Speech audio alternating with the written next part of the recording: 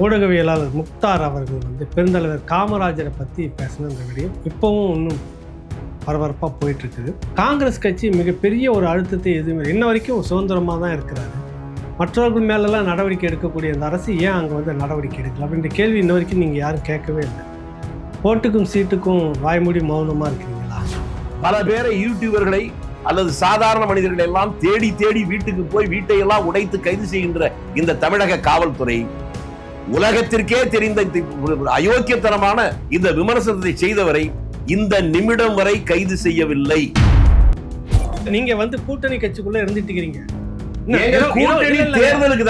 தேர்தலுக்கு தானங்க நீங்க எல்லாம் அழுத்தம் கொடுத்து கேட்டுருக்கணும். முதலமைச்சர் செய்யல, நீங்க இங்க உட்காந்து நாங்க அழுத்தம் கொடுக்கறங்க செய்யலங்கிறதா. இதுல இருந்து புத்திசாலிகள் புரிந்து எனக்கு ஒண்ணு ரகசியம் இல்ல. நான் சொல்லிடுறேன் அப்பதான் புரியுங்கிறேன். ஏன் சொல்ல விட மாட்டீங்க? நீங்க டிஎன்கே கம்பெனியா?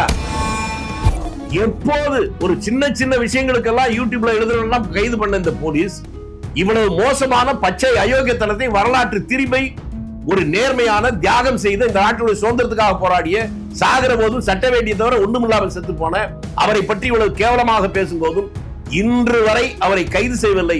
தமிழ்நாட்டில் இருக்கக்கூடிய அத்தனை மாவட்டங்களிலும் காவல்துறையில அவர் மீது கம்ப்ளைண்ட் கொடுத்திருக்காங்க. கைது செய்யலைன்னா ஆட்சியாளர்கள் அவருடைய துணை இல்லாமல், அவருடைய ஆதரவு இல்லாமல், அவருடைய பாதுகாப்பு இல்லாமல் இவர் பேசி இருக்க மாட்டாரோ என்கின்ற சந்தேகம் எழுவது இயற்கையா இல்லை. இன்னைக்கு கூட ஒரு பத்திரிகையாளரை ஓடிடுவாரோன்றதுக்காக அவசரத்துல கதவை உடைச்சிட்டு உள்ள போய் கைது பண்ற அந்த அரசு ஏன் அந்த பக்கம் பண்ணல? அவங்க துணையா இருப்பார்களோ இந்த கேள்வி எல்லாம் வருது இல்லைங்களா? நான் அதை தான் கேட்கிறேன். காங்கிரஸ்ல உங்களை போல சில பேர் ஒரு கண்டன அறிக்கை, ஒரு பேச்சோடு நிறுத்திக்கிட்டீங்களே. வேற என்ன அலுவலகத்துக்கு துப்பாக்கி சொல்ல சொல்றீங்களா? மத்ததுக்கு போய் திமுக பார்த்து நிக்கிறீங்கல்ல, நில்லுங்க. நிக்கிறேன் போய் கேளுங்க இந்த கேள்விய. சூடு இருக்கிறவன், சொரணை இருக்கிறவன், சோறு திங்கிறவன் எல்லாம் என்ன போல எடுத்து கேட்டுட்டு தான் இருக்கான். போய் நிக்கிறவன் அதெல்லாம் ஊத்து போனவன். காங்கிரஸ் ஜீவ மூச்சே காமராஜர் தானே. அவர் இல்லாத தமிழ்நாட்டில் காங்கிரஸ் எது? இன்னும் சொல்ல போனால் நினைச்சா வயிறு எரியுது. காமராஜரை பற்றி இவ்வளவு இழிவாக பேசுகிற போது அதை கண்டிக்காத எவனும் வார்த்தை தவறாக நினைத்தாலும் சரி சொல்றேன், அவன் குறையல்ல, அவனுடைய பிறப்பிலேயே குறையும்.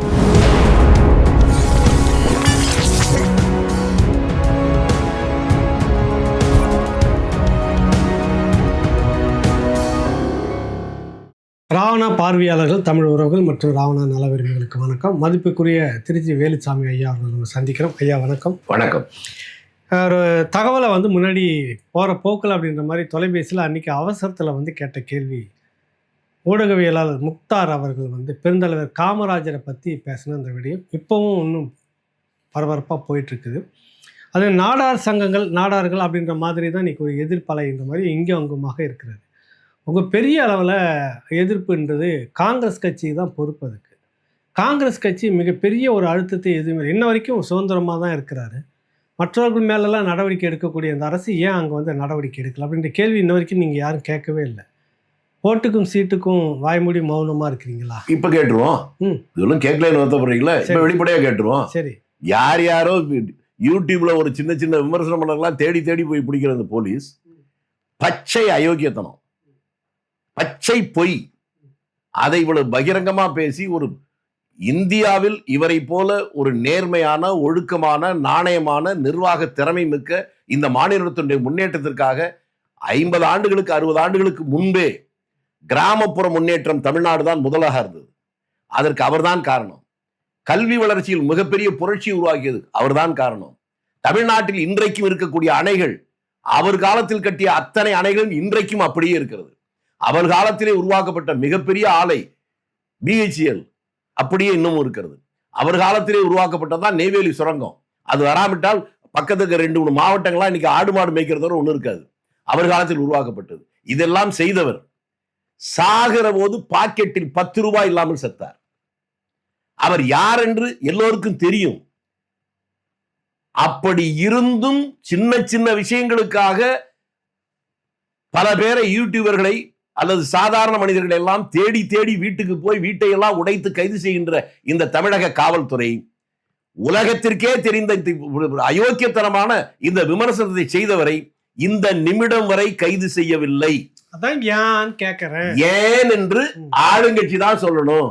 காவல்துறையை கையில் வச்சிருக்க முதலமைச்சர் தான் இல்ல சொல்லணும். நீங்க அப்படி சொல்லக்கூடாது. இல்ல. நீங்க அப்படி சொல்லக்கூடாது. வேற எப்படி இல்ல நீங்க வந்து கூட்டணி கட்சிக்குள்ள இருந்துட்டு இருக்கீங்க.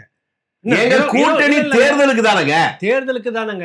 நீங்க எல்லாம் அழுத்தம் கொடுத்து கேட்டிருக்கணும். முதலமைச்சர் செய்யல, நீங்க இங்க உட்கார்ந்து பேசி. நாங்க அழுத்தம் கொடுக்கறங்க, செய்யலங்கிறதா. இதுல இருந்து புத்திசாலிகள் புரிந்து எனக்கு ஒண்ணும் ரகசியம் இல்ல. காங்கிரஸ் கட்சி சார் நான் சொல்லிடுறேன், அப்பதான் புரியுங்கிறேன். ஏன் சொல்ல விட மாட்டீங்க? நீங்க என்ன டிஎம்கே கம்பெனியா? எப்போது ஒரு சின்ன சின்ன விஷயங்களுக்கெல்லாம் யூடியூப்ல எழுதுறவெல்லாம் கைது பண்ண இந்த போலீஸ் இவ்வளவு மோசமான பச்சை அயோக்கியத்தனத்தை, வரலாற்று திரிமை, ஒரு நேர்மையான தியாகம் செய்த இந்த நாட்டுடைய சுதந்திரத்துக்காக போராடிய, சாகிற போதும் சட்ட வேண்டிய தவிர ஒண்ணுமில்லாமல் செத்து போன அவரை பற்றி இவ்வளவு கேவலமாக பேசும்போதும் இன்று வரை அவரை கைது செய்யவில்லை. தமிழ்நாட்டில் இருக்கக்கூடிய அத்தனை மாவட்டங்களிலும் காவல்துறையில அவர் மீது கம்ப்ளைண்ட் கொடுத்திருக்காங்க. கைது செய்யலைன்னா ஆட்சியாளர்கள் அவருடைய துணை இல்லாமல், அவருடைய ஆதரவு இல்லாமல், அவருடைய பாதுகாப்பு இல்லாமல் இவர் பேசி இருக்க மாட்டாரோ என்கின்ற சந்தேகம் எழுவது இயற்கையா இல்லையா?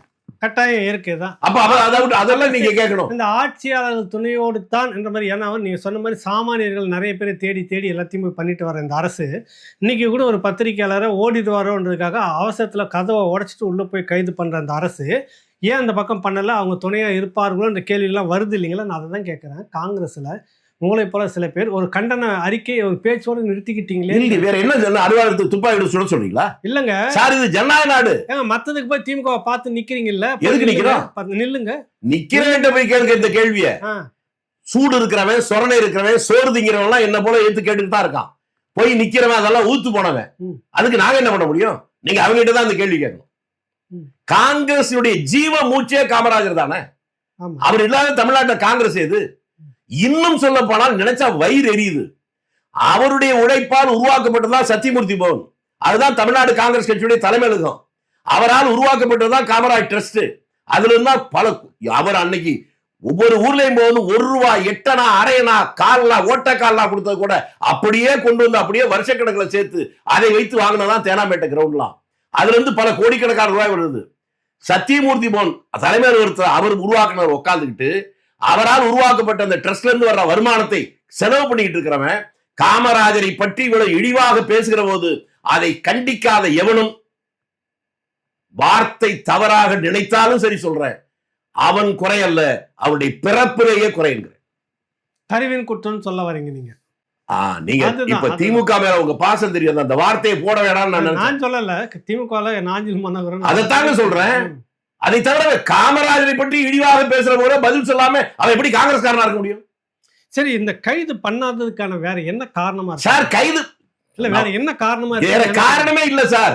அப்படி பேசுறதுக்கு அரசாங்கம் அந்த ஆட்சியாளருடைய ஆதரவு. நான் இன்னைக்கு புதுசா சொல்ல, பழைய ஒரு செய்தியை சொல்லிட்டு அவங்களுக்கு புரியும். இன்றைக்கு இருக்கிற நேருடைய தம்பி ராமஜெயம், அப்ப அதிமுக ஆட்சி நடந்தது, அவர் படுகொலை செய்யப்பட்டார். படுகொலை செய்யப்பட்ட உடனே எல்லாம் அதிர்ச்சி இருந்தாங்க. திமுக தலைவர் கூட கண்டிச்ச அறிக்கை கூட விடல. அந்த இறுதி அடக்கா அந்த சுடுகாட்டுல இருக்கிற போதுதான் அவங்க டிவி, கலைஞர் டிவில இருந்து என்ன கூப்பிடுறாங்க. தம்பி இப்போ இருக்கிறாப்புல, அவர் தான் கூப்பிட்டார். என்னன்னு கேட்டேன். நீங்க இன்னைக்கு பேட்டியில கலந்துக்க முடியுமா? ஓயாமாரி சுடுகாடு காவிரி கரை ஓரத்தில் நினைக்கிறேன், பகல்ல ஒரு 11:30 மணிக்கு. நான் திருச்சியில இருக்கேங்க. என்ன ஐயோ அப்படியான்னு. என் பக்கத்தில் அப்ப இருந்தவர் செஞ்சி ராமச்சந்திரன், அவர் இங்க இருந்து கார்ல வந்திருந்தாரு. என்னங்க வேலுசாமின்னு. இல்ல பேட்டி கேட்கிறாங்க, இங்க இருந்து நான் எப்படி போக முடியும்? நான் கார்ல தான் வந்திருக்கிறேன், போய் விட்டு வர்றேன், விட்டுட்டு அப்படியே போறேன்னாரு. சரி நான் விட்டு வர்றேன்னு சொன்னேன். அங்கிருந்து நேரா வந்து நேரா பத்திரிக்கை அந்த பேட்டி ஆரம்பிக்கிற போது கரெக்டா உள்ள நுழைறேன். உட்கார்ந்த உடனே முதல் கேள்விதான், ராமஜெயம் கொலையை பற்றி நீங்கள் என்ன நினைக்கிறீர்கள்? அன்றைக்கு நான் சொன்னதுதான் இதுக்கும் பொருந்தும். நான் சொன்னேன், அதிகார நாற்காலியில் அமர்ந்திருக்கிறவர்களின் ஆசை இல்லாமல் இந்த படுகொலை நிகழவில்லை என்பதை நான் திடமாக சொல்லுவேன். நான் தான் சொன்னேன், திமுக எவனும் சொல்லல, தலைவர்கள் சொல்லல, அவங்க அண்ணன் நேரு கூட அதை சொல்லல. அதற்கான காரணத்தையும் நான் சொன்னேன். தொழில்முறை கொலையாளிகள், போலீஸுக்கு மட்டுமல்ல எங்களுக்கும் தெரியும், அவர் வருகிறவர்கள் கொலை செஞ்சுட்டா அந்த அசைன்மெண்ட் முடிஞ்ச உடனே அந்த இடத்தை விட்டு போயிடுவான். ஆனா கொலை நடந்ததுக்கு பின்னாலேயும் அந்த உடலோடையே பக்கத்திலேயே இந்த கொலையாளிகள் 2 மணி நேரத்துக்கு மேல இருந்திருக்காங்க. அப்படி இருக்கிறார் என்றால் காவல்துறையுடைய ஆசையும் நிர்வாகத்தில் இருக்கிறவருடைய ஆட்சியாளருடைய ஆசையும் இல்லாமல் இது நடக்காது என்று அப்ப நான் சொன்னேன். அதே அப்படியே இதற்கும் பொருந்தும். நான் இதுக்கு ஒன்றும் தயங்கமே இல்லை. முக்தார் பலிகடா ஆக்கப்பட்டிருக்கிறார். பாவம் அந்த பையனுக்கு தெரியல. எலும்பு துண்டுக்கு ஆசை. அதாவது நாய் வாழை வெட்டி சூப் போட்டு அந்த நாய்க்கே கொடுத்தா எப்படியோ அது போல இந்த பையனுடைய எதிர்காலமே வீணா போயிருமோன்னு நான் நினைக்கிறேன்.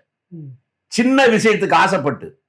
இது முக்தாருக்கு மட்டுமல்ல, மீடியாக்கள் இருக்கக்கூடிய ஊடகவியலாளர்கள் எல்லோரும் தெரிந்து கொள்ள வேண்டிய பாடம். இல்லை, உண்மையிலே அதில் எனக்கு சில விஷயங்கள் புதுசாக இருந்தது. நானாக அதை பேசலை எதுவும். அவர் ஒரு அறிக்கை கொடுத்துருந்தாரு.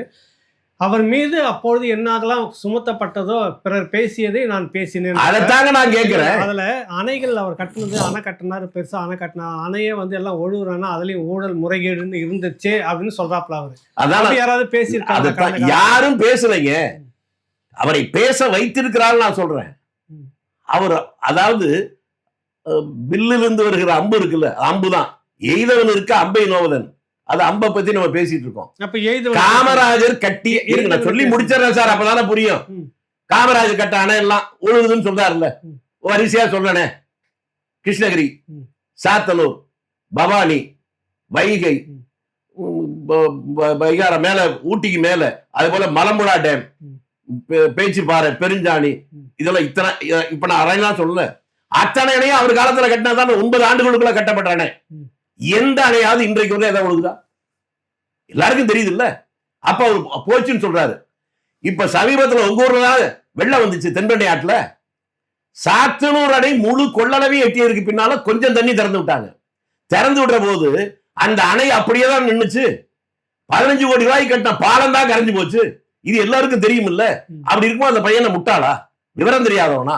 அப்படி பேச வைக்கப்பட்டிருக்கிறான் என்பதான் என்னுடைய குற்றம். அதான் ஏன் பேச வைக்கணும் இந்த நேரத்துல? அதுக்கு என்ன காரணம் என்றால், நீங்க எந்த பக்கம் திரும்பினாலும் சரி, தேசபக்தியா காமராஜ், நேர்மையா காமராஜ், எளிமையா காமராஜ், நிர்வாகமா காமராஜ், கல்வியா காமராஜ், இப்படி எதை சொன்னாலும் காமராஜ் காமராஜ் என்று பொது வாழ்க்கையில் இருக்க சொல்லுகிறார்கள். அவருடைய அந்த பெருமையை சிதைத்தால் மட்டும்தான் அவர்களுக்கு பற்றி மக்கள் அங்கீகரிப்பார்கள் என்கின்ற ஏக்கம் அவர்களுக்கு வந்தவருடைய விளைவுதான் இது. இது முதல்ல நடந்திருந்தா அதை நான் செய்ய மாட்டேன், இது நினைக்க மாட்டேன். இதுக்கு முன்னாலே பலதான் அப்படி நடக்குது. அதற்கு நடந்ததற்கு பின்னாலதான் திரும்பி திரும்பி அதே ஒரே பேட்டர்ன் நடந்திருக்கிற. இதை உன்னிப்பாக கவனிக்கிற எல்லாருக்கும் தெரியும். நான் முதல்ல சொல்றேன், ராஜீவ் காந்தின்னு ஒரு பையன் நாம் தமிழர் கட்சியிலிருந்து போய் சேர்றான். அவங்க கட்சி மேடையில காமராஜரை பத்தி இதை போலவே மோசமா பேசலாம். அப்பவும் நான் தான் ஒரு கடுமையான பதில் கொடுத்தேன். நீங்களே அதை பேட்டி எடுத்தீங்கன்னு நினைக்கிறேன். அவனுக்கு அடுத்த ஒரு வாரத்துல கட்சியுடைய செயலாளர் பதவி கிடைக்குது. இப்ப கொஞ்ச நாளைக்கு முன்னால டெல்லியில இருக்க ஒரு உத்தரவு பத்திரன் காமராஜரை பத்தி கேவலமா பேசுறது நாம் தான் கடுமையா விமர்சனம் பண்ணோம். அதுக்கப்புறம் அவருடைய கட்சியுடைய செயலாளராக நியமிக்கப்படுகிறார். நடவடிக்கை எடுப்பதற்கு பதிலாக எப்படி தூத்துக்குடி சம்பவத்தில் 16 பேர் சுட்டுக் கொல்லப்பட்ட போது ஒரு 16 வயது பெண் குழந்தையுடைய வாயிலே துப்பாக்கி வைத்து சுட்ட போது அது ஒரு நபர் கமிஷன், அந்த ஒரு நபர் கமிஷன், அருணா ஜெகதீசன் கமிஷன், அதனுடைய ரிப்போர்ட் படிச்சீங்களா? 4-5 அதிகாரிகள் மீது பகிரங்கமாக குற்றம் சுமத்தி இவர்கள் செய்ததெல்லாம் தப்பு, இவர்கள் மீது நடவடிக்கை எடுக்க ரிப்போர்ட் கொடுத்தாங்க. ரிப்போர்ட் கொடுத்ததுக்கு அப்புறம் அவர்கள் மீது நடவடிக்கை எடுக்கிறதா, அவர்களுக்கெல்லாம் ப்ரமோஷன் கொடுத்திருக்கா இல்லையா? கொடுத்தாங்க. இதெல்லாம் இருக்கிற மக்களுக்கெல்லாம் புரியாதுன்னு நினைச்சாங்களா? அவர்கள் மக்களுக்கு புரிகிறது, காங்கிரஸ் கட்சிக்கு புரிகிறதா? சூடு சொரணை இருக்குதான். இருங்க, நான் கேட்டுறேன், நீங்க அப்புறமா கோவப்பட்டுங்க, இதெல்லாம் பண்ணி எனக்கு ஒண்ணுல கேட்கிற கேள்வி கேட்டுறேன். ஒன்று ஒன்றாக செய்கிறது. முதல்ல ராஜீவ்காந்தியை வச்சு கொச்சைப்படுத்துறது, கட்சியினுடைய பதவி உயர்வு கொடுத்தாருன்னு சொல்றீங்க. திருச்சி சிவா காமராஜரை கொச்சைப்படுத்துகிறது எதேச்சியாக நடப்பதாக தெரியவில்லை. இப்ப வந்துட்டு முக்தார் என்பவரை வச்சு இன்னும் மோசமாக கொச்சைப்படுத்துகிறது. காங்கிரஸ் மட்டுமில்லை, இவ்வளவு எதிர்ப்பு வந்ததுக்கு தமிழ்நாடு முழுக்க எல்லா மாவட்டத்திலையும் கம்ப்ளைண்ட் கொடுத்ததுக்கு அப்புறமா இன்னமும் கைது பண்ணல. அதையும் சேர்த்து சொல்லுங்க. இவ்வளவு செய்யற பிறகு இந்த அரசு இந்த காங்கிரஸுக்கு சொரணை இருந்தா தானா போயிட்டு நினைக்குதோ? இப்ப நீங்களும் நானும் பேசி கொண்டிருக்கிற போது 2 மணி நேரத்துக்கு முன்னால்தான் கன்னியாகுமரி மாவட்டத்துல ஏறத்தாழ ஒரு 1500 பேருக்கு மேல பொது இடத்தில் ஆர்ப்பாட்டம் செய்து கண்டனமா நடத்திருக்காங்க. எல்லா இடத்துலயும் நடக்குது. துரதிருஷ்டவசமாக எதையெல்லாம் மீடியாக்கள் வெளியே கொண்டு வரணுமோ அதை சொல்றது இல்லை. இல்ல, நான் அதை சொல்ல வரல. காங்கிரஸுக்கு சொரணை இருக்கட்டும், சொரணை இருந்து அவங்கள வெளியே போய் வெளியேறிட்டு கூட்டணியில இருந்து வெளியே திமுக நினைக்குதா? திமுக அவங்க நான் என்ன சொல்றேன்னா, சொரணைய பத்தி அவங்களும் கவலைப்பட மாட்டாங்க. ஏன் கவலைப்படாது? 3 முறை அசிங்கப்படுத்திட்டு உங்களுக்கு ஒண்ணும் வரவே இல்லை. என்னது பாருங்க, இன்னும் 3 தானே சொல்றீங்க. 3 மாசம் முடியிட்டு அப்புறம் சொல்லுங்க. சார் என்ன சார் சர்வாதிகார சண்டாளி, ஜனநாயக கொலைகாரி, முக்காடு போட்ட முசோலினி, 20ஆம் நூற்றாண்டு ஹிட்லர், இவரை ஒழிக்கிறது ஒண்ணுதான் என்னுடைய வேலை. இப்ப நான் நடமாடுகின்ற பிணம் தான் அப்படின்னு சொல்லிட்டு அடுத்த 3 மாசம் கழிச்சு நேருவின் மகளே வருக, நிலையான ஆட்சியை வருக அப்படின்னு சொல்ற போது அதெல்லாம் சூடு சொல்ற இல்லைன்னு யாரும் சொல்ல மாட்டீங்க. ஆனா எங்களை பத்தி எது வேணாலும் கேட்பீங்க. அப்படியா? ஆமாங்க. நீங்க காமராஜர் பெருந்தலைவர், இந்த மண்ணுக்கான மகத்தான தலைவர், யாரும் மறுக்க முடியாது. கட்சிக்கு அப்பாற்பட்டு. கரெக்ட்டுங்களா? இப்பதான் கரெக்டா வந்திருக்கீங்க. இது காங்கிரஸ் கட்சியுடைய பிரச்சனை அல்ல. இந்த மண்ணின் மைந்தன், ஒரு நேர்மையாளன், ஒரு தியாகி, தன்னை அர்ப்பணித்துக் கொண்ட ஒரு மகத்தான மனிதன், அவனை கேவலப்படுத்துவது காங்கிரஸை கேவலப்படுத்தல, இந்த தமிழ் மண்ணையும் தமிழக மக்களையும் அவமானப்படுத்துறாங்க. அதுக்கு எல்லாருக்கும் கோவம் வரணும். அப்ப அந்த தமிழ் மண்ணு, தமிழ் மக்கள் மத்தியில் இருக்கக்கூடிய திமுகவுக்கு ஏன் கோவம் வரல? அதுக்கு வேற. இந்த மண்ணில் இருந்தாலும் மண்ணுக்கு சார்ந்தவர்கள் இல்லைன்னு அர்த்தம். அப்படிங்களா? பிறப்புக்கும் எல்லா உயிருக்கும் இதெல்லாம் இருக்குல்ல தமிழ்ல. அதெல்லாம் நினைக்கிறவங்களுக்கு அதுக்கு தகுந்தவா நினைப்பாங்க. இவங்க அப்படி இல்லையே. அதாவது ஒரு நேர்மையாளனை பாராட்டுங்க, 4 நேர்மையாளர் வருவான். சரிங்க. ஒரு கிரிமினலை பாராட்டினா 4 கிரிமினல் தான் வருவான். இது ஒண்ணும் புதியது இல்ல. நேர்மையாளர் என்று எங்கு திரும்பினாலும் காமராஜ் என்று சொல்வதை அவர்களால் சகித்துக் கொள்ள முடியவில்லை. உங்களுக்கு இன்னும் தெளிவா புரியட்டுமா? நேற்று ஒரு நாளைக்கு முன்னால, 2 நாளைக்கு முன்னால பாராளுமன்றத்துல இந்திய நாட்டுடைய சுதந்திர போராட்ட தியாகிகளை பற்றி ஒரு பெரிய வாக்குவாதம் வந்துச்சு. பாத்தீங்களா? சரமாரியா தாக்கி பேசிக்கிட்டாங்க ஒருத்தர். யாருங்க? திருச்சி சிவாவும் எல் முருகனும். அது வந்த உடனே தென்னாட்டுல இருக்கக்கூடிய நாங்க வடநாட்டுடைய சுதந்திர போராட்ட தலைவர்கள்லாம் தமிழ்நாட்டுல வச்சிருக்கிறோம். எங்க தமிழ்நாட்டு தலைவர் சுதந்திர போராட்ட தியாகிகள் எவ்வளவு பேர் இருக்காங்க, நீங்க ஒருத்தர் கூட வடநாட்டுல கொண்டுட்டு வரலையேன்னு இப்பதான் அவங்களுக்கு வந்திருக்குது. ஆஹா, இப்பதான் இந்த இடத்துக்கு வர்றீங்க. இப்ப நான் சொன்னது புரியுதா? உங்க கூட ஒரு 10 வருஷம் இருந்தாங்களா? இல்ல, நான் என்ன சொல்லட்டுமா? திமுகவும் பிஜேபி மட்டும்தான் சண்டை போட்டாங்க. ஏன்னா இந்த 2 பேர் தான் இந்திய நாட்டுடைய சுதந்திரத்துக்காக போராடி எரவாடா ஜெயில 7 வருஷம் இருந்தவன், பெஜவாடா ஜெயில 10 வருஷம் இருந்தவன், சுதந்திர போராட்டத்துல 15 வருஷம் 20 வருஷம் இருந்தவங்களாம் பிஜேபி காரனும் திமுக காரணம் தான். இந்த நாடு விளங்குங்கிறீங்களா? உருப்பிடுமா இந்த நாடு? இந்த 2 கட்சிக்கும் சுதந்திரத்துக்கும் என்ன சம்பந்தம்? திமுக 2 கட்சியும் பாஜக தான். பாஜக என்பது RSS உடைய பிள்ளை. இந்த 2மே இந்திய நாடு அடிமைப்பட்டு கிடந்த போது காங்கிரஸ் காரனும் கம்யூனிஸ்ட் காரனும் முஸ்லீம் லீக்கும் போராடி தியாகம் செய்த போது, இவர்கள் மாநாடு போட்டு தீர்மானம் போட்டு RSS பிரிட்டிஷ் ராணி இந்தியாவுக்கு வர போது வரவேற்பு கொடுத்துச்சா இல்லையா? கொடுத்தாங்க. இதே திமுக மூலம் திராவிட இயக்கம் 43ல உச்சகட்ட போராட்டம் இருக்க போது சேலத்துல ஒரு மாநாடு போட்டு அதுல பிரிட்டிஷ் நாடு சுதந்திரம் தரக்கூடாது, அப்படியே தருவதாலும் தமிழ்நாட்டுக்கு தரக்கூடாது, நாங்கள் என்றென்றும் பிரிட்டிஷ் நாடின் மேன்மை தங்கிய பிரிட்டிஷ் ராணியின் ஆட்சியின் கீழே வளரணும் சொன்னாங்களா இல்லையா? சொன்னாங்க. அடிமைத்தனத்துக்கு ஆதரவாக இருந்துட்டு, பிரிட்டிஷுக்கு ஆதரவா இருந்துட்டு, சுதந்திர போராட்டத்துல ஒரு சின்ன துரும்ப கூட தூக்கி போடாத இந்த 2 பேரும் பார்லிமெண்ட்ல பேசுறத பத்தி சந்தோஷப்படுறீங்களே ஒழிய, இவையெல்லாம் பேசுறானே இந்த நாடு எப்படிடா வழங்கும், அந்த விழிப்புணர்வை மக்கள் மத்தியில உங்களை போல மீடியாக்கள் சொல்லிட்டு வரனால இல்லையா? யாரு கொண்டு வந்திருக்காங்க? 2 பேரும் பேசுறது தகுதி இல்லைன்னு சொல்ல வரீங்க நீங்க? இருக்குங்கிறீங்களா? இப்ப நான் இவ்வளவு சொன்னதுக்கு அப்புறம் சொன்னீங்களா? நான் வெள்ளை சட்டை போட்டிருக்கேங்கிறேன், அது கருப்பு மாதிரி தெரியும் நீங்க சொன்னீங்கன்னா என்ன பதில் சொல்ல முடியும்? சுதந்திரத்துக்கு அவர்களுக்கு சம்பந்தம் இல்லை என்பது மட்டுமல்ல, சுதந்திரத்துக்கு சுதந்திர போராளிகளை ஏன் இன்னொன்னு சொல்றேன். பிஜேபியுடைய முதல் பிரதம மந்திரி வாஜ்பாய் அடிமை இந்தியாவில போராடிய தீவிரவாத 2 தலைவர்கள் தலைமறைவாக இருந்த போது அவர்கள் ஒளிந்திருந்ததை காட்டி கொடுத்தவர் இன்னைக்கும் வடநாட்டுல போன ஆவணங்கள் இருக்கு. வேணா அந்த கட்சியில் இருக்க சுப்பிரமணிய சாமி கேட்க சொல்லுங்க, விளக்கமா சொல்லுவார். அது மாதிரி இங்கேயும் அப்படித்தான். இங்க போற போக்கு என்ன, இந்தியாவில தமிழ்நாட்டிலே சுதந்திரத்துக்கு போராடினவெல்லாம் இருக்கான். நான் கேட்கிறேங்க, அவர் திமுக காரர் பேசினார் பாருங்க, என்ன பேசினார்? ஆவா சுப்பிரமணியம் பிள்ளை, வாவேசு ஐயர், யார் யாரோ பேசினார்ல, அவெல்லாம் முந்தா நாள் தான் இங்க செத்து போயிட்டாங்களா? அப்பேதானே செத்தாங்க. எங்க ஏதாவது பத்தி பேசியிருக்காங்களா? 2 பேரையும் பார்த்து கேட்கிறேன். திமுக ஒருத்தருடைய சிலை வைக்கணும் பார்லிமெண்ட் வளாகத்துக்குள்ள போராடிச்சு யாருக்காக? வாவுசியுடைய சிலைக்கா? தீரன் செந்தவனுடைய சிலைக்கா? திருப்பூர்குமரனுடைய சிலைக்கா? இந்திய சுதந்திர போராட்டத்துக்கு இவங்களெல்லாம் தாண்டி வாழ்க்கையை அர்ப்பணித்துக் கொண்ட முரசொலிமாறன் சிலைக்கெல்லாம் போராடி வச்சிருக்காங்க.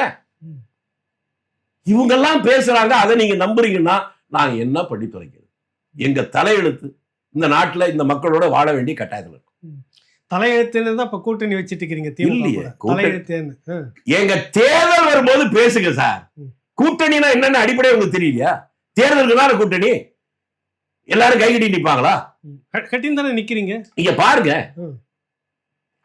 கண்ணால் காண்பதும் போய் காதால் கேட்பதும் போய் தீர விசாரிப்பதே மெய்யின் தமிழ்ல எவ்வளவு தெளிவா சொல்லிட்டு போயிருக்கான். பொறுத்திருந்து பாருங்கள். பொறுத்திருந்து பாருங்க நீங்க சொல்றீங்க ஐயா. ஆனா இங்க எங்களுக்கு பல கேள்விகள் இருக்குது. அதுல ஒரு கேள்வி என்னன்னா, பாரத ரத்னா பெருந்தலைவர் காமராஜருக்கு கிடைச்சதா? கிடைக்கலையா? இல்ல கேட்கறேன். எனக்கு இருக்கு. கேட்கறேன். ம். சரி. பாரத ரத்னா விருது வந்து ஐயா கலைஞருக்கு கிடைக்கணும் அப்படின்னு பெரிய அளவுல இப்ப மோடி இன்ப நீதிக்கே கேட்காம இருக்காங்களே, நான் சந்தோஷப்பட்டுக்கிட்டு இருக்கேன். நீங்க வேற. இல்ல என்ன நீங்க என்ன இப்ப காமராஜருக்கு கிடைக்கும் போது அவருக்கு கிடைக்க கூடாதா? கருணாநிதிக்கு தமிழை வளர்த்தவர், தமிழ்நாட்டின் பெருந்தலைவர், ஆஹா, அரை நூற்றாண்டுகளுக்கு மேல இந்திய தேசிய அரசியல ஒரு பெரிய சிம்ம சொப்பனமா ஆமாங்க. பிராமண எதிர்ப்புன்னு சொல்லிட்டு விவிக்கு இருக்கிற பிராமணனுக்கு ஓட்டு போட்டு அது அவங்க தந்தை பெரியாரு, அட அயோக்கிய பேர்களா, நீங்க வந்து பாப்பா விவிகிரி பாப்பா, சஞ்சீவ் ரெட்டி நம்மாளு, நீங்க கொள்கை ரீதியா நம்ம இந்திக்கு எதிர்ப்பு, அரசியல் நிர்ணய சட்டம் ஆட்சி மொழி இந்தின்னு கொண்டு வர்ற போது அது ஓட்டெடுப்பு நடத்துற நேரத்துல சரி சமமாக ஒரு 100 பேர் இருக்காங்கன்னா 50-50 பேர் போடும்போது அன்றைக்கு சேர்பர்சனா இருந்தவர் சஞ்சீவ் ரெட்டி, அவர் தன்னுடைய ஓட்டை எழுத்தா போட்டதுனாலதான் சட்டத்திலேயே ஆட்சி மொழி இந்தி வராமல் தடுக்கப்பட்டது. இதெல்லாம் நான் சொல்லுங்க, பெரியார் சொன்னது. இந்தி மொழி ஆட்சி மொழியை வராமல் தடுத்த சஞ்சீவ் ரெட்டி விட்டுட்டு, நான் பிராமின் இவர் சொன்ன அவரை விட்டுட்டு, பிராமணர்கள் அவர்கள் சார்பில் பார்ப்பனர்கள் விவிகிரிக்கு ஓட்டு போட்டு ஜெயிக்க வச்சாங்களா? இந்த கொள்கை எந்த கொள்கை? இதுக்கு யார் காரணம்? அவர் தான் பெருந்தலைவர். கரெக்ட், நானும் ஒத்துக்கிறேன். அவருக்கு இப்ப டாக்டர் பட்டம் வந்து பாரத ரத்னா கொடுக்கணும். பாரத ரத்னா ஐநா சபையிலே உலக அளவில் பட்டமே கொடுக்கணும். வேற என்ன? இது வந்து எவனாவது சர்க்காரியா சொன்னா பாருங்க, இந்த உலகத்துல அதாவது எங்களுக்கு தாங்க தெரியும்.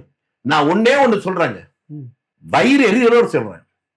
தமிழ்நாட்டுல எதேதோ பேசுறாங்கல்ல, தமிழ்நாட்டுடைய உணவு தேவைகளை பெரும்பகுதி நிறைவேற்றது காவிரி.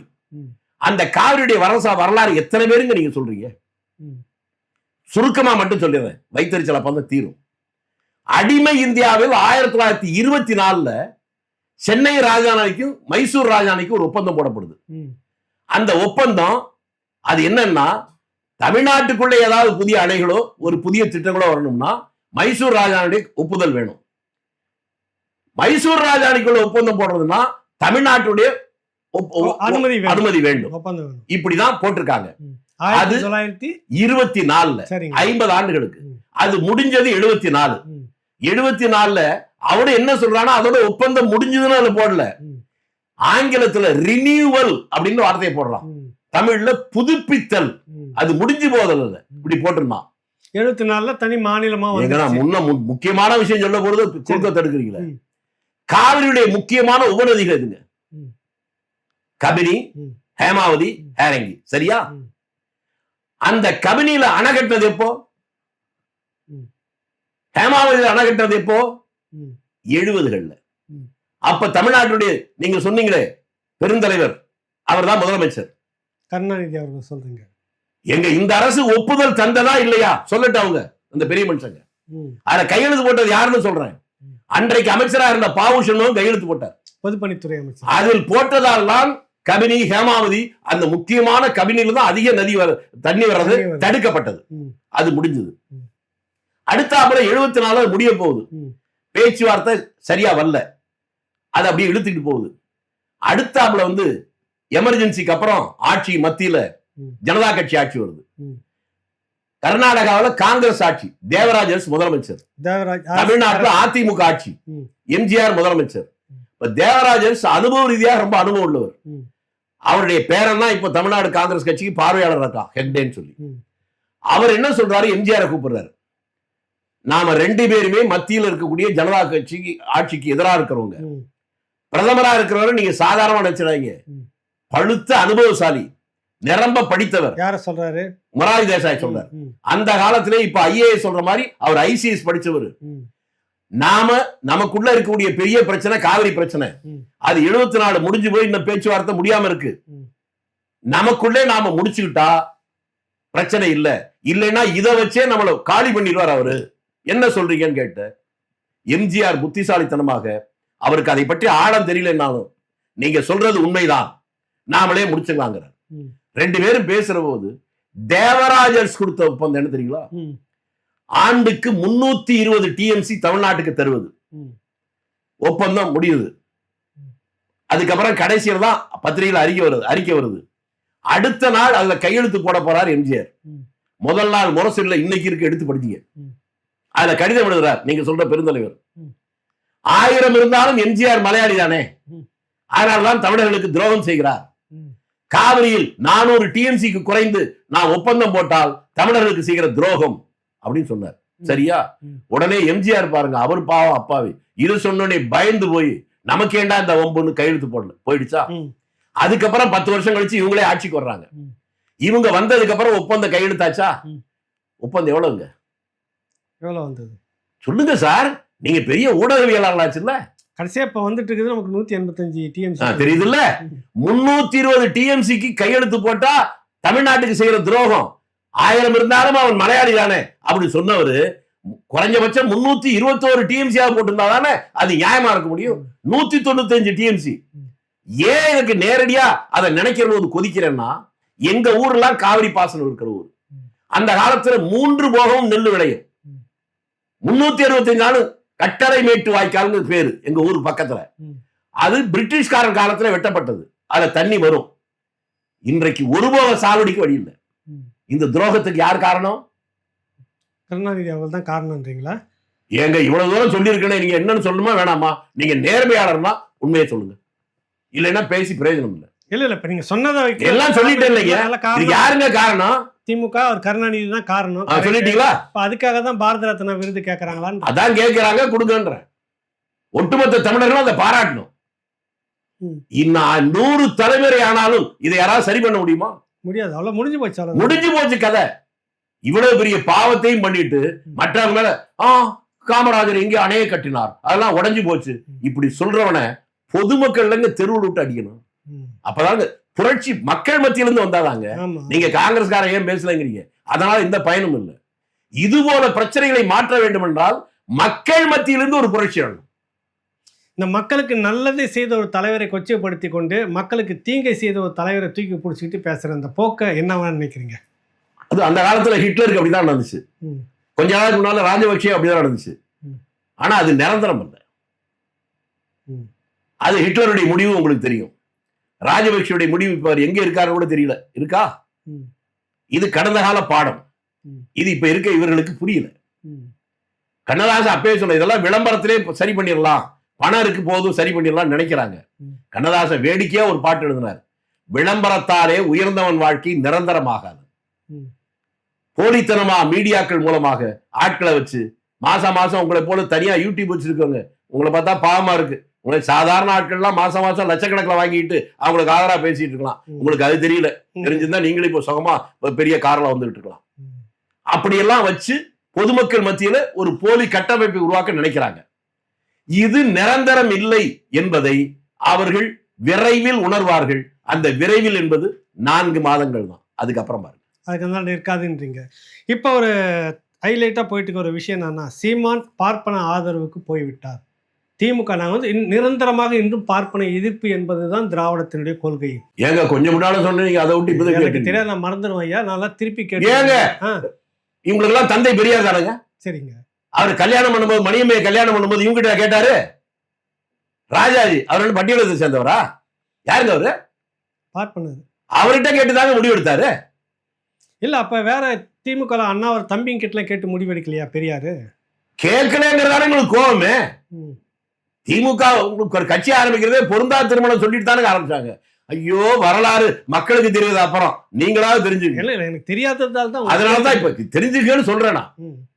அதனால அதெல்லாம் பொய், பச்சை பொய். சரி நான் விடுங்க, இதை விடுங்க. முரசொலிமாருடைய மனைவி யாரு? பிராமணரா இல்லையா?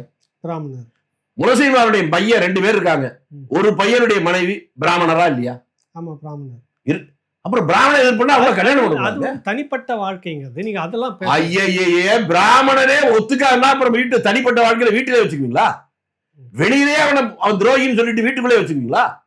அதனால பேசுவதற்கு சம்பந்தம் இல்லை. நீங்களும் நானும் கோயிலுக்கு போனா அது பிற்போக்கு, பகுத்தறிக்கு போகாது. இப்ப நேத்து முந்தான பார்த்தேன், நம்ம வேற ஏதாவது பண்ணதே தப்புங்கிறாங்க. 2 ஒட்டகத்துக்கு கல்யாணம் பண்ணி வைக்கிறாங்க. சமீபத்தில் வந்துச்சுங்க. அது ரொம்ப அது உங்களுக்கு பழக தெரியல. நீங்க எப்பாவது ஒட்டகத்தை கல்யாணம் பண்ணியிருந்தா நேரம் நீங்க பதவியில இருந்திருக்கலாம், உங்களுக்கு தெரியல. ஆஹா, நீங்க 2 ஒட்டகத்தை பிடிச்சி கல்யாணம் பண்ணி பாருங்க, நீங்க என்னைக்கே ஒரு பதவியில உட்கார்ந்து இருப்பீங்க, உங்களுக்கு தெரியல. உங்களுக்கு அப்ப நாளைக்கு பண்ணிடலாமா? நாளைக்கு பண்ணுங்க. நம்ம பண்ணா அது பிற்போக்குறாங்க, அவங்க பண்ணா முற்போக்கு. அதைத்தான் நீங்க மக்கள்கிட்ட கொண்டு போகணும். பேசுவது மாதிரி எப்படி செயல்படுறானோ அவன் தான் உண்மையான மனிதன். பேச்சுக்கும் சொல்லுக்கும் செயலுக்கும் சம்பந்தம் இல்லா இருக்கானே அவனை பத்தி பேசக்கூடாது. நான் திரும்பி அடுத்த ஒண்ணு கேட்கிறேங்க. பிராமணர்கள் என்று சொல்வதற்கு அதை விட பச்சை அயோக்கியத்தனம் இல்லை. நான் வெளிப்படையா கேட்கிறேன். என்னை பொறுத்தவரையில் பிறப்புக்கு நான் காரணம் இல்லை, இறப்பு என் கையில் இல்லை. இவ்வளவுதான். நான் யாரு, எந்த ஊரு, யாருக்கு பிள்ளையா பிறந்தேன், அவங்க என்ன ஜாதி, எந்த ஊர், இதுதானே எனக்கு. இதை தாண்டி நான் விரும்பியா பிறந்திருக்கேன்? நான் காலேஜ்ல அப்ளிகேஷன் போட்டு நான் பிஏல ஹிஸ்டரி போறதா அல்லது பாலிடிக்ஸ் மெயின் சப்ஜெக்ட் வைக்கிறா அப்படி போட்டு அப்ளிகேஷன் போட்டா வந்திருக்கேன்? இல்ல. காரணம் இல்லாமல் வந்திருக்கேன். அந்த ஜாதியை வச்சு ஒருவரை பிரிவினை சொல்றோம். நான் திரும்பி அடுத்தது கேட்கிறேன். அந்த பிராமணர்களில் சுப்பிரமணிய சிவா, பாரதி, எங்க ஊரை சேர்ந்த வாவே செய்யர், இவங்க எல்லாம் உயிர் தியாகம் பண்ணிருக்கான் சுதந்திர போராட்டத்துக்காக. உங்ககிட்ட யார் பண்ணா சொல்லுங்க? நாட்டு சுதந்திரத்துக்காக தியாகம் பண்ற பிராமணனா இருக்கிறான், அவனை நீங்க கேவலப்படுத்துவீங்க. பிரிட்டிஷ்காரனுக்கு காட்டி கொடுத்த நீங்க எல்லாம் அதை பேரை வச்சுக்கிட்டு தமிழ்நாட்டில் நாங்கள் தான் தமிழர்கள் சொல்லுவீங்களா?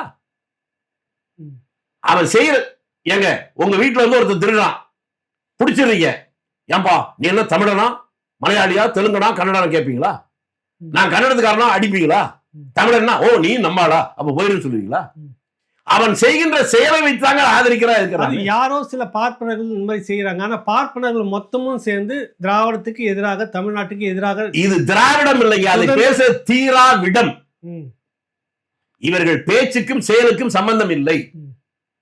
அது இப்ப மக்கள், இப்ப இருக்கிற அடுத்த தலைமுறை பிள்ளைகள் இப்ப தெளிவா புரிஞ்சுட்டு இருக்காங்க.